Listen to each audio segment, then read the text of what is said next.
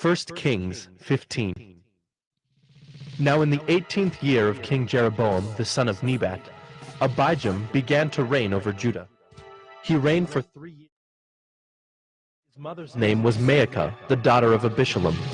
And he walked in all the sins that his father did before him, and his heart was not wholly true to the Lord his God, as the heart of David his father. Nevertheless, for David's sake, the Lord his God gave him a lamp in Jerusalem, setting up his son after him and establishing Jerusalem, because David did what was right in the eyes of the Lord, and did not turn aside from anything that he commanded him all the days of his life, except in the matter of Uriah the Hittite.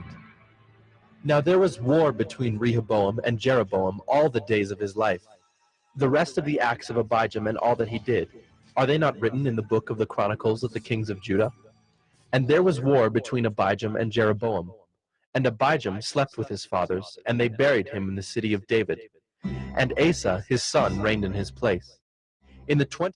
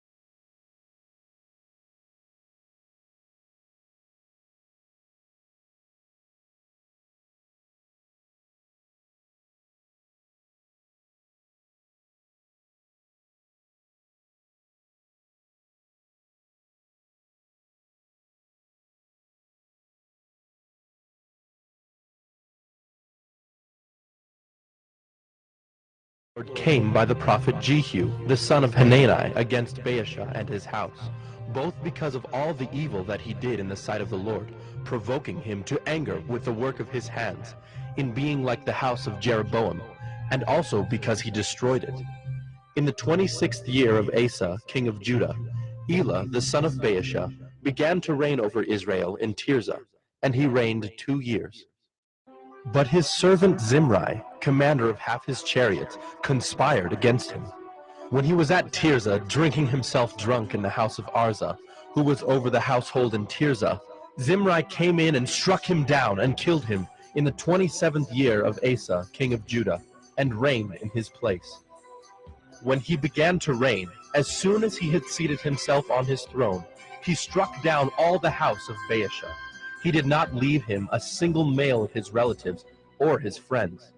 Thus Zimri destroyed all the house of Baasha, according to the word of the Lord, which he spoke against Baasha by Jehu the prophet, for all the sins of Baasha and the sins of Elah his son, which they sinned and which they made Israel to sin, provoking the Lord God of Israel to anger with their idols.